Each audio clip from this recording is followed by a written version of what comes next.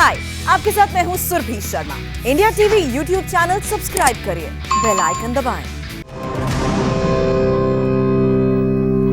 नमस्कार, आपके साथ मैं हूं सुरभि शर्मा। महाराष्ट्र जो इस वक्त कोरोना का सबसे बड़ा एपिसेंटर है, यहां कोरोना की स्पीड ऐसी है जिसने शहरों को छोड़िए कई देशों को भी पीछे छोड़ दिया है और हर दिन कोरोना का मीटर महाराष्ट्र में नए रिकॉर्ड बना रहा है। सवाल उठ रहे हैं, आखिर ये इन्फेक्शन की चेन कैसे टूटेगी? क्या अब महाराष्ट्र में कोरोना को रोकने का आखिरी विकल्प लॉकडाउन है? तमाम सवालों के जवाब देने के लिए इस वक्त हमारे साथ महाराष्ट्र के स्वास्थ्य मंत्री राजेश टोपे जुड़ चुके हैं। राजेश साहब, इंडिया टीवी को वक्त देने के लिए शुक्रिया। मेरा सबसे पहला और अहम सवाल कि आखिरी विकल्प अब लॉकडाउन है महाराष्ट्र में? देखिए, एक जरूर है कि महाराष्ट्र के माननीय मुख्यमंत्री उद्धव जी ठाकरे जी ने सभी विपक्ष के लोगों को भी, माजी मुख्यमंत्री जी हो या सभी जो विपक्ष में काम करने वाले लोग हैं, मंत्रिमंडल के सभी ज्येष्ठ लोग, और जैसा कि समाज का हर जो गुट होता है, जैसा कि पत्रकारिता हो या उद्योग यानी इंडस्ट्री जगत के लोग हो, ऐसे सभी लोगों से एक वन टू वन इंटरेक्शन किया है और उनको परिस्थिति की जो स्थिति है उसकी जानकारी दी है।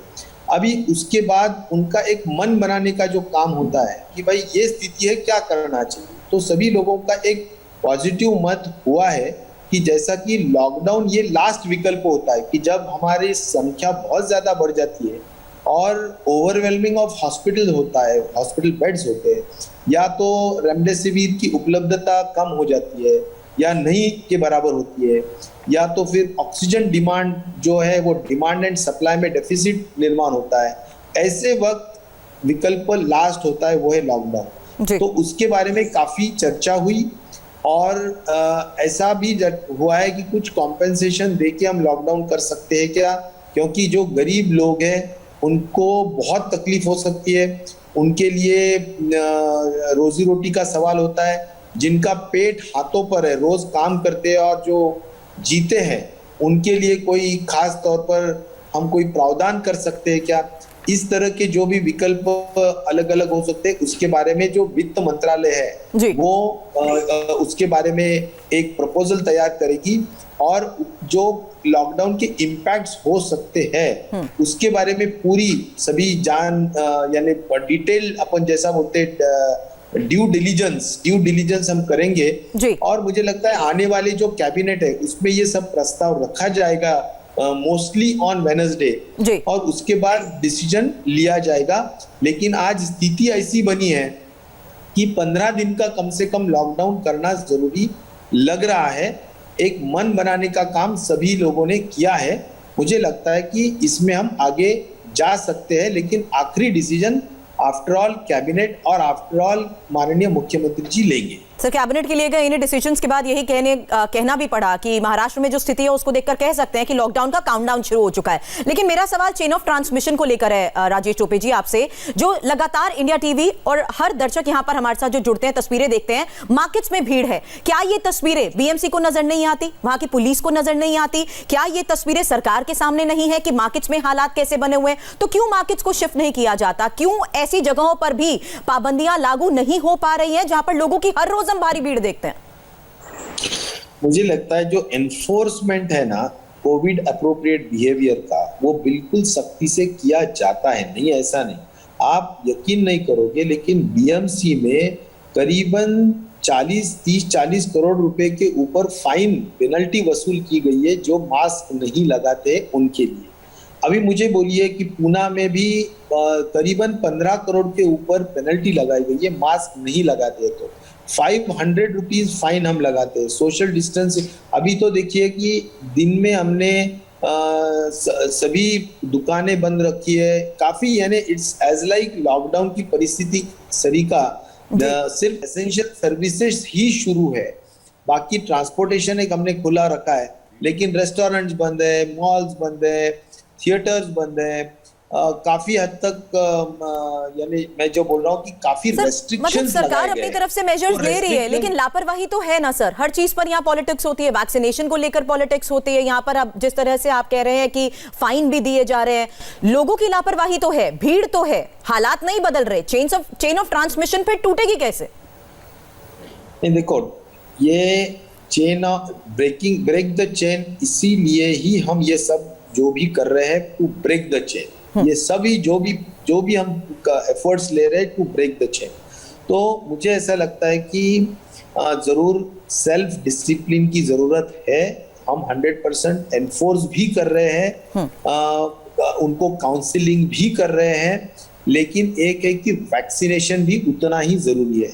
हम कंटिन्यूअसली बोल रहे हैं कि वैक्सीनेशन हमारी जो स्पीड है, हमारा जो पेस है वो है करीबन रोज 6 लाख वैक्सीनेशन का, और 6 लाख वैक्सीनेशन यानी हफ्ते में हम 42 लाख वैक्सीनेशन कर सकते हैं, महीने में हम 1,60,00,000 वैक्सीनेशन कर सकते हैं। आज महाराष्ट्र ने 1 करोड़ का आंकड़ा पार कर चुका है कि जो हमने वैक्सीनेशन किया है। We are number 1 state in the country to vaccinate more than 1 crore, और मुझे लगता है कि हमारा ये जो पेस रहेगा ये हमारे को इस महामारी के संकट से बचा सकता है, ऐसी हमारी 100% उम्मीद है। सर बहुत बड़ी बात आप कह रहे हैं, लेकिन हकीकत तो ये भी सामने आ रही है कि हम इतना ही चाहते हैं, हम इतना ही चाहते हैं कि केंद्र सरकार ने हमारे पेस के मुताबिक हमारे को वैक्सीन देना चाहिए, सप्लाई करना चाहिए। वो एक बहुत ही यानी हमारे को किसी से झगड़ा यानी किसी से कोई वाद विवाद नहीं करना है, बिल्कुल नहीं करना है।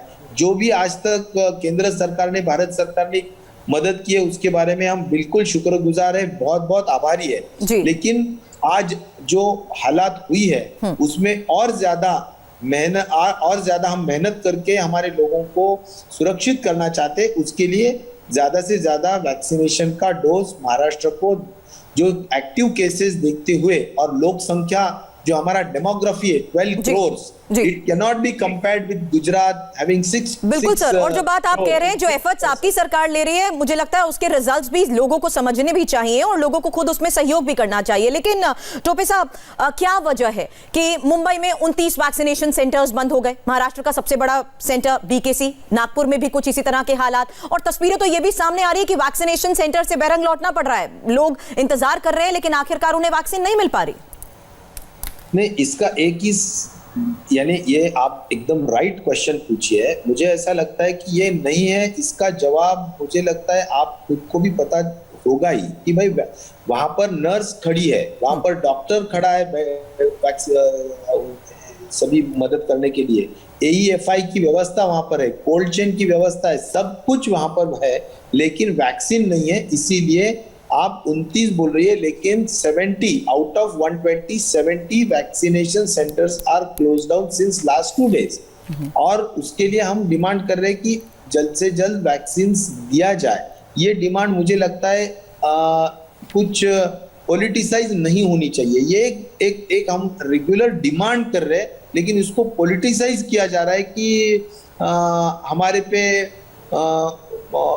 एक तरीके से हम ये कहना चाहेंगे कि भाई आरोप कर रहे हैं कि हम मदद नहीं कर रहे। ऐसी बात नहीं है। भारत सरकार मदद कर रही है, लेकिन जो पेस चाहिए मदद करने का, सप्लाई का, वो उन्होंने, यानी आप कह रहे हैं डिमांड इस वक्त बहुत ज्यादा है जो अभी फिलहाल पूरी नहीं हो पा रही है। टोपे साहब, आप ही के एक स्टेटमेंट को मैं यहां पर कोट करना चाहूंगी। आपकी ये राय सामने आई थी कि कुछ दिनों के लिए लॉकडाउन इसलिए भी जरूरी है ताकि हम स्वास्थ्य सेवाओं को लेकर कुछ और बंदोबस्त कर सके, खास इंतजाम कर सकें। क्या कोशिश यहाँ पुणे को लेकर की जा रही है? और अगर मैं और हॉस्पिटल्स की बात करूं तो ट्रीटमेंट किस तरह कैसे हो रहा है? तस्वीरें आपके सामने है। नागपुर में कॉरिडोर पे इलाज हो रहे हैं, नासिक में ICU खाली नहीं है, पुणे में ऑक्सीजन की कमी सामने आ रही है। कैसे डील करेंगे सर इतने ब्रॉड लेवल पर इस सिचुएशन को आप?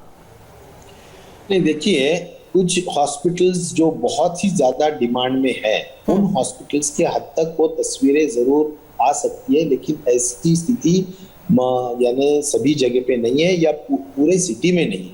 कुछ हॉस्पिटल्स को हो सकता है कि बहुत ज्यादा डिमांड होता है, क्योंकि वहां पर बहुत ज्यादा स्पेशलिस्ट डॉक्टर्स होते हैं।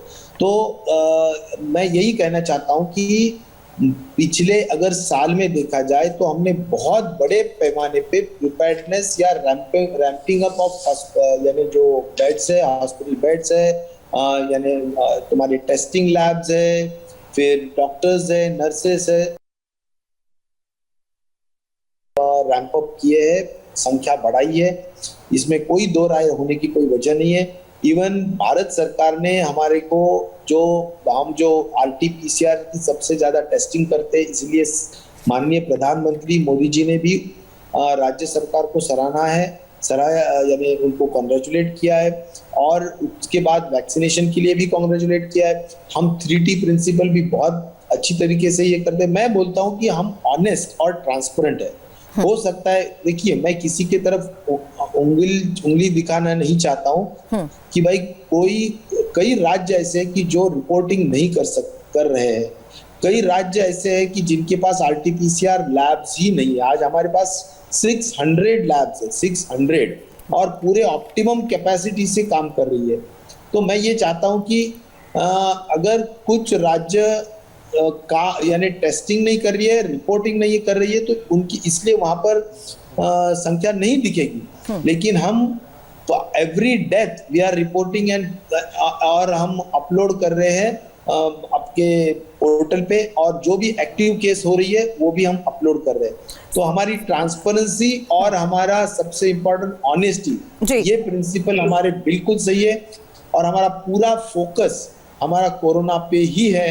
इसलिए पूरे संसाधन हम दे रहे हैं, पूरी तरीके से हम मदद कर रहे हैं। फंड्स की कोई हम कमती वहां पर नहीं की जा रही है। सर, सही बात कह रहे हैं आप। अगर ट्रांसपेरेंसी रहेगी तो उसका एग्जीक्यूशन भी आसानी से हो सकेगा। लेकिन अगर आप लास्ट ईयर के एक्सपीरियंस की ही बात करें, तो अगर हम मुंबई, महाराष्ट्र की खासकर बात करते हैं, तो एक दहशत थी माइग्रेंट्स में, और यही डर अभी भी पलायन को लेकर लोगों में नजर आने लगा है। तो इस सिचुएशन को कैसे हैंडल किया जाएगा? दहशत तो थोड़ी कम हुई है, ये तो मुझे लगता है पूरे भारतवर्ष में नहीं, पूरे दुनिया में है। तो डर कम होने के वजह से भी लोग बहुत ही बिंदास तरीके से घूम रहे हैं, उनको डर नहीं लग रहा है। लेकिन एक जरूर है कि अगर लेट प्रेजेंटेशन होता है, अगर किसी को कोरोना का सिम्टम दिखता है और फिर भी लापरवाही से वो नहीं टेस्टिंग करता है और नहीं हॉस्पिटल जाता है, तो मुझे लगता है वो बहुत बैड कंडीशन में हॉस्पिटल में जा सकता है। इसीलिए हमने ट्रैकिंग ट्रेसिंग पे बहुत ज्यादा जोर लगाया है, और मुझे ऐसा लगता है कि टेस्टिंग भी हम हर डिस्ट्रिक्ट पे बहुत बड़े पैमाने पे बढ़ा रहे हैं। तो मुझे दो चीजें हम ध्यान में कर रहे हैं, टेस्टिंग और वैक्सीनेशन। ये दोनों पे हमने बहुत ज्यादा एम्फेसिस किया है, बहुत ज्यादा हम उस पर जोर लगा रहे हैं। और मुझे यकीन है कि जरूर यही सेंट्रल गवर्नमेंट की टीम ने भी बोला है कि 3T प्रिंसिपल आप रिलीजियसली इंप्लीमेंट करो, ट्रैकिंग, ट्रेसिंग, ट्रीटमेंट और वैक्सीनेशन। तो ये सभी हम बहुत रिलीजियसली, सीरियसली इंप्लीमेंट कर रहे हैं।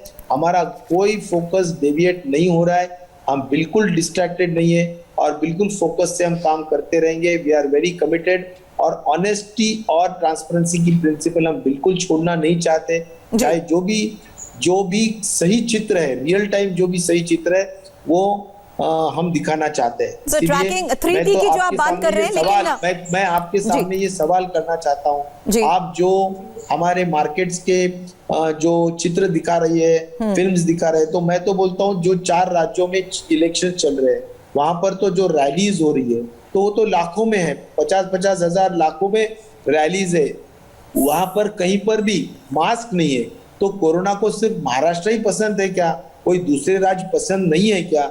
ऐसा भी यही तो आयरनी है। पता नहीं क्यों हर मामले को पॉलिटिसाइज कर दिया जाता है, लेकिन जो हकीकत इस वक्त महाराष्ट्र की है उसको लेकर लोगों की चिंता बढ़ रही है। और मेरा अगला सवाल फिलहाल इसी बात को लेकर है कि अगर आप 3T बहुत डेडिकेटेडली फॉलो कर रहे हैं, और उसी का नतीजा भी हम देख रहे हैं कि ज्यादातर केसेस इस बार स्लम्स में नहीं बल्कि सोसाइटीज में आ रहे हैं, और मुझे लगता है उसके लिए आम जनता सबसे बड़ी जिम्मेदार है।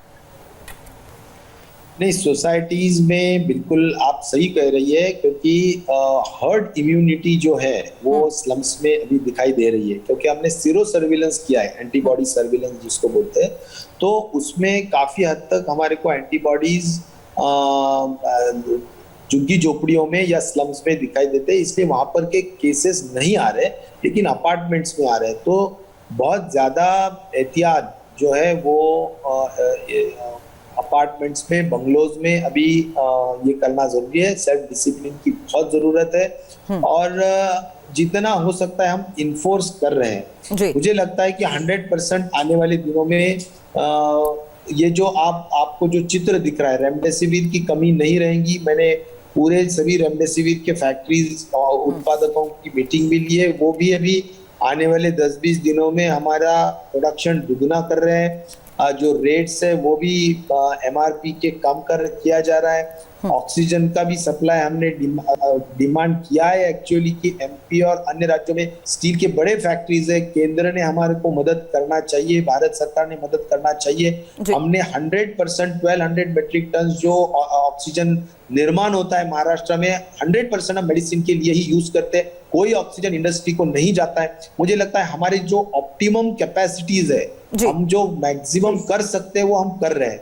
अभी भारत सरकार की तरफ हम मांग कर रहे हैं कि फेडरल गवर्नमेंट ने कुछ हमारा हैंड होल्डिंग करना चाहिए और हमारे को नजदीक के राज्यों से ऑक्सीजन भी देने की जरूरत अगर पड़ती है तो ऑक्सीजन देनी भी चाहिए, रेमडेसिविर में भी मदद करनी चाहिए।